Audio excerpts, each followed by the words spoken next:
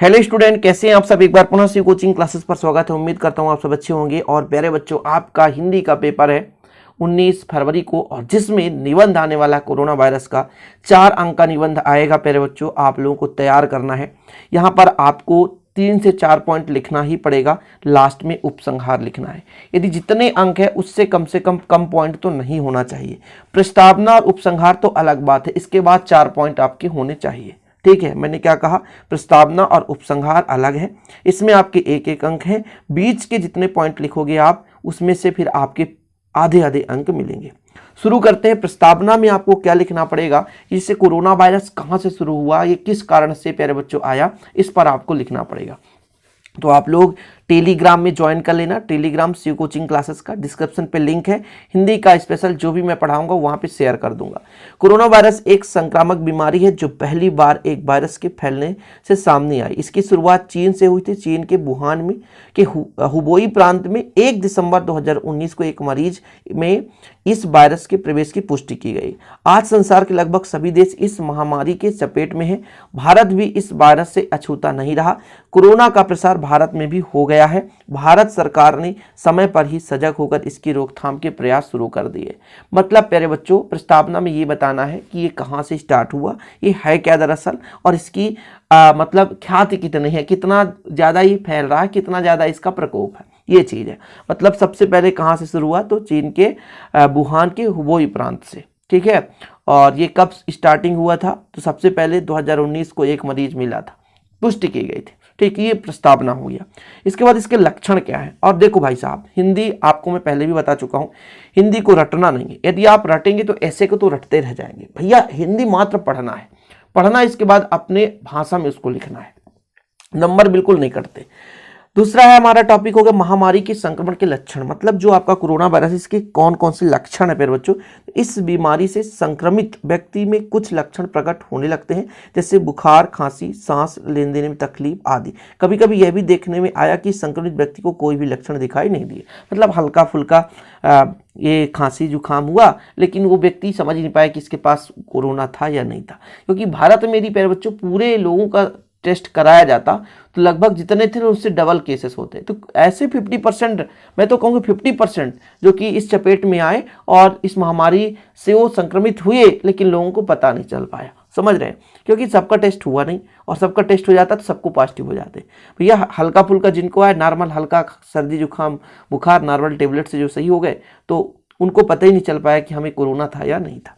तो महामारी के लक्षण आपको याद रखना है, बुखार, खांसी, सांस लेने में तकलीफ आदि।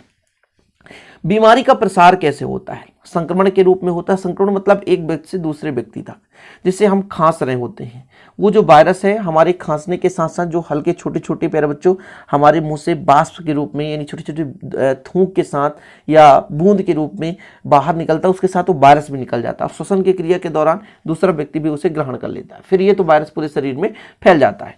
तो इस बीमारी का संक्रमण मुख्य रूप से हवा की बूंदों के माध्यम से होता है।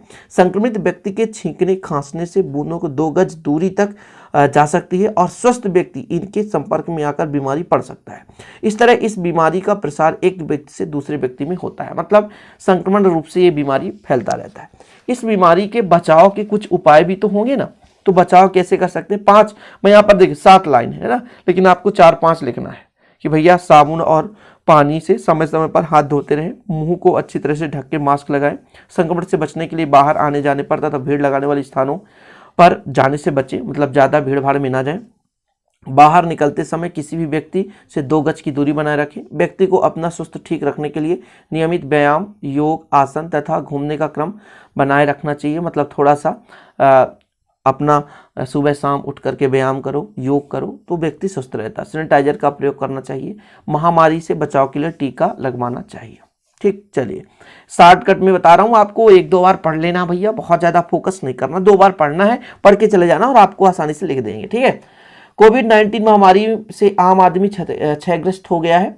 आर्थिक गतिविधियां रुक जाने के से बेरोजगारी बढ़ गई है। लोग आपस में मिलने जुलने में सावधानी बरत रहे हैं। त्योहारों उत्सवों पर रोक लगने से मानव मन खिन्न हो गया है। यह देखा गया कि लोगों में चिड़चिड़ापन बढ़ गया है। लोग इसे प्राकृतिक प्रकोप मानकर चल रहे हैं, इसलिए प्रकृति के क्रियाकलापों के प्रति लोगों का आस्था बढ़ी है। निष्कर्षतः कहा जा रहा है कि मानव जीवन अस्त व्यस्त हो गया है। समझ रहे हैं? मतलब कोविड-19 के कारण जीवन में क्या प्रभाव पड़ा है। लोग वैसे भी ज़्यादा हाथ मिलाते नहीं हैं, कार्यक्रम में जाने से क्या होते हैं, खिन्न-भिन्न हो रहे हैं, और जब लोग एक दूसरे से मिलते नहीं तो मन में क्या हो जाता है, चिड़चिड़ापन हो जाता है, समझ रहे हैं? तो कहीं ना कहीं कोविड-19 के कारण व्यक्ति की आर्थिक गतिविधियों में भी देखिए बहुत सारे लोगों का तो मतलब जैसे प्राइवेट कंपनी में जो जॉब करते थे, बहुत सारे लोगों का जॉब छूट गया, उनका आर्थिक गतिविधि बहुत ही डल हो गया, बहुत कम हो गया। तो इस प्रकार से मानव जीवन में बहुत कुछ इसका प्रभाव रहा। लास्ट में आपको उपसंहार लिखना है, कम समय में आपको पढ़ना भाई, कम समय में। उपसंहार: विश्व के अन्य देशों के साथ साथ कोरोना ने भारत में भी जन जीवन अस्त व्यस्त कर दिया है। सामाजिक दूरी, मास्क आदि के प्रारंभिक स्तर पर इनकी रोकथाम का उपचार है। उम्मीद की जा रही है कि इस वायरस का टीका लगने के बाद लोगों में इस बीमारी से राहत मिल जाएगी। तो ये हो गया उपसंहार, आप लोग लिख लेना, बस एक दो बार पढ़ लो और अपने भाषा में लिखो, पूरे के पूरे 4 अंक मिलेंगे। बिल्कुल आप टेंशन मत लेना, ना इतना प्रेशर से गुजरना, पर प्रेशर लेना ही नहीं है। प्रेशर आपके माइंड में बिल्कुल नहीं होना चाहिए, आप बिल्कुल रिलैक्स होकर के पेपर दो, बिल्कुल टेंशन नहीं होना चाहिए, आप फ्री ऑफ माइंड होना चाहिए प्यारे बच्चों, बिल्कुल आपको टेंशन नहीं लेना। ओके, और वीडियो पसंद है तो लाइक करना ना भूलें बच्चे लोग। मिलते हैं अगली वीडियो के साथ। जय हिंद, वंदे मातरम।